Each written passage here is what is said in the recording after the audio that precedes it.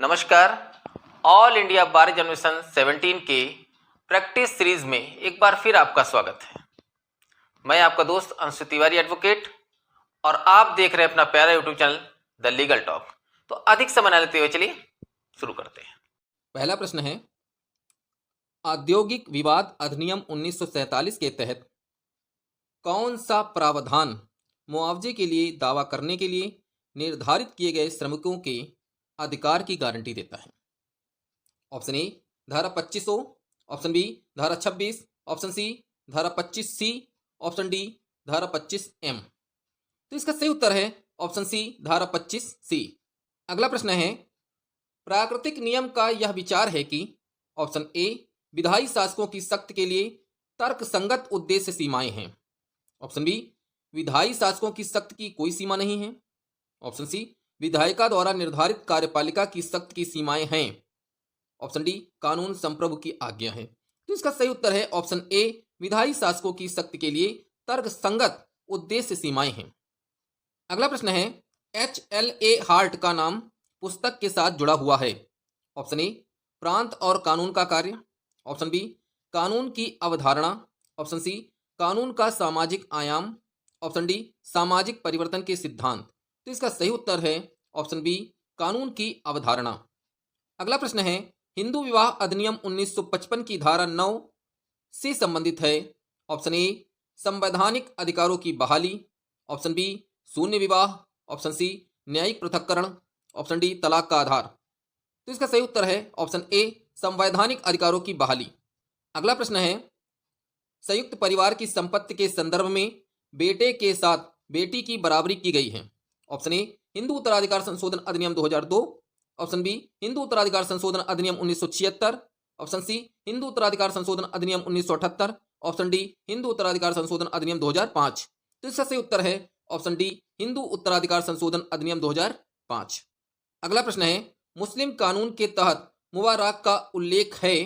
Option A पत्नी को तुरंत तलाक, ऑप्शन बी क्रूरता, ऑप्शन सी आपसी सहमति से विवाह विच्छेद, ऑप्शन डी इला। तो इसका सही उत्तर है ऑप्शन सी आपसी सहमति से विवाह विच्छेद। अगला प्रश्न है, भारतीय तलाक अधिनियम की धारा 10 के भेदभावपूर्ण पहलुओं को नए खंड को प्रतिस्थापित करके हटा दिया गया था। ऑप्शन ए भारतीय तलाक संशोधन अधिनियम 2001, ऑप्शन बी तलाक संशोधन अधिनियम 2002, ऑप्शन सी भारतीय तलाक संशोधन अधिनियम 2006, ऑप्शन डी भारतीय तलाक संशोधन अधिनियम 2012। तो इसका सही उत्तर है ऑप्शन ए भारतीय तलाक संशोधन अधिनियम 2001। अगला प्रश्न है, एक कंपनी की व्यापारिक गतिविधियों को अस्थायी रूप से व्यापार अवसाद के मद्देनजर रोक दिया गया था ताकि स्थिति में सुधार होने पर उसे जारी रखा जा सके। कंपनी के समापन के लिए एक याचिका न्यायाधिकरण में प्रेषित की गई थी। याचिका ऑप्शन ए खारिज किए जाने योग्य है, ऑप्शन बी सफल होगा, ऑप्शन सी स्थितियों में सुधार होने तक लंबित रखा जाएगा, ऑप्शन डी स्वीकृत नहीं किया जाएगा। तो इसका सही उत्तर है ऑप्शन ए खारिज किए जाने योग्य है। अगला प्रश्न है, नेशनल हित में कंपनियों का समामेलन से निपटा गया है। ऑप्शन ए कंपनी अधिनियम की धारा 388, ऑप्शन बी कंपनी अधिनियम की धारा 378, ऑप्शन सी कंपनी अधिनियम की धारा 396, ऑप्शन डी कंपनी अधिनियम की धारा 390। तो इसका सही उत्तर है ऑप्शन सी कंपनी अधिनियम की धारा 396। अगला प्रश्न है, कंपनी अधिनियम की धारा 171 के तहत एक कंपनी की सामान्य बैठक को से कम नहीं के लिए लिखित रूप में नोटिस देकर बुलाया जा सकता है। ऑप्शन ए 21 दिन, ऑप्शन बी 30 दिन, ऑप्शन सी 40 दिन, ऑप्शन डी 14 दिन। तो इसका सही उत्तर है ऑप्शन ए 21 दिन।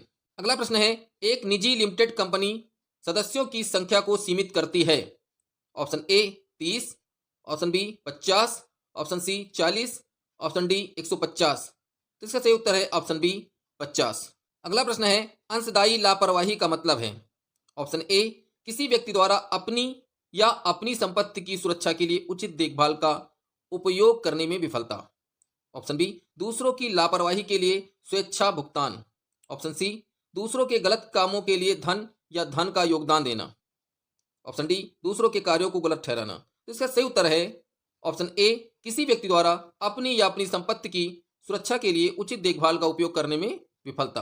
अगला प्रश्न है, जहां एक उद्यम किसी खतरनाक या स्वाभाविक खतरनाक गतिविधियों में लिप्त होता है और ऐसी खतरनाक या स्वाभाविक खतरनाक गतिविधि के संचालन में किसी दुर्घटना के कारण किसी को भी नुकसान पहुंचता है।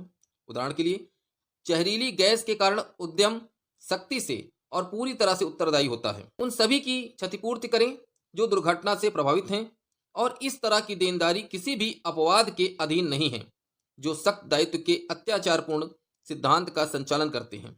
मामले में निर्णित किया गया है। ऑप्शन ए, फ्रांसिस कैरोली बनाम राज्य। Option B, Shri Ram food and fertilisers case. Option C, PUCL बनाम union of India. Option D, Punjab राज्य बनाम महेंद्र सिंह चावला। तो इसका सही उत्तर है option B, Shri Ram food and fertilisers case. अगला प्रश्न है, यातना एक नागरिक दोष है जिसके लिए उपाय असंबद्ध क्षति के लिए एक कार्यवाही है जो विशेष रूप से एक अनुबंध का उल्लंघन नहीं है या किसी विश्वास का उल्लंघन है या अन्य केवल न्याय संगत दायित्व का उल्लंघन है। यह कथन option A, Winfield. Option B, Salmond. Option C, Pollock. Option D, Griffith किसका है? इसका सही उत्तर है ऑप्शन बी, सामंड। अगला प्रश्न है, मोटर व्हीकल्स एक्ट की धारा 20 के तहत यदि किसी व्यक्ति को मोटर वाहन अधिनियम की धारा 189 के तहत दंडनीय अपराध का दोषी पाया जाता है तो न्यायालय को उसके लिए आदेश देना होगा। ऑप्शन ए, केवल जुर्माना वसूलना। ऑप्शन बी, केवल सजा। ऑप्शन सी, सजा और जुर्माना दोनों। ऑप्शन डी, अधिनियम के तहत अयोग्यता। तो इसका सही उत्तर है ऑप्शन डी, अधिनियम के तहत अयोग्यता। अगला प्रश्न है, उपभोक्ता संरक्षण अधिनियम को किस वर्ष में अमल में लाया गया? Option A, 1987। Option B, 1986। Option C, 1985। Option D, 1984। तो इसका सही उत्तर है ऑप्शन बी, 1986। अगला प्रश्न है, उपभोक्ता संरक्षण अधिनियम के तहत जिला फोरम का क्षेत्राधिकार कितने रुपए से अधिक नहीं होना चाहिए? Option A, 50,000। Option B, 25,000। Option C, 1 lakh. Option D, 20 lakh. तो इसका सही उत्तर है ऑप्शन डी, 20 लाख। अगला प्रश्न है, नियम का दूसरा सिद्धांत एविडाइसी का से संबंधित है। ऑप्शन ए, कानूनों का समान संरक्षण। ऑप्शन बी, कानून के समक्ष समानता। ऑप्शन सी, व्यक्ति की गरिमा। ऑप्शन डी, प्रशासनिक न्यायालय। तो इसका सही उत्तर है ऑप्शन बी, कानून के समक्ष समानता। अगला प्रश्न है, यदि एक अर्ध न्यायिक प्राधिकरण प्राकृतिक न्याय के सिद्धांतों का उल्लंघन करता है तो उपर्युक्त रिट होनी चाहिए। ऑप्शन ए, परमादेश। ऑप्शन बी, बंदी प्रत्यक्षीकरण। Option C, quo warranto. Option D, उत्प्रेषण। तो इसका सही उत्तर है ऑप्शन डी, उत्प्रेषण। अगला प्रश्न है, उच्चतम न्यायालय की 7 सदस्यीय पीठ ने सर्वसम्मति से संविधान के अनुच्छेद 323 का की धारा 2 ख एवं अनुच्छेद 323 ख की धारा 3 ख पर रोक लगा दी जो उच्च न्यायालयों और उच्चतम न्यायालय के अधिकार क्षेत्र को छोड़कर संविधान से संबंधित है। अदालत ने कहा कि विधायी कार्रवाई पर न्यायिक समीक्षा की शक्ति अनुच्छेद 226 के तहत और उच्चतम न्यायालय में अनुच्छेद 32 के तहत निहित है। यह संविधान की मूल संरचना का एक अभिन्न अंग है। वाद का नाम बताइए। Option A, L Chandra Kumar बनाम भारत संघ। ऑप्शन बी, किहोटा होलोहन बनाम किल्हो। ऑप्शन सी, नागराज बनाम आंध्र प्रदेश राज्य। ऑप्शन डी, राजेंद्र सिंह राणा बनाम स्वामी प्रसाद मौर्य। तो इसका सही उत्तर है ऑप्शन ए, एल चंद्रा कुमार बनाम भारत संघ।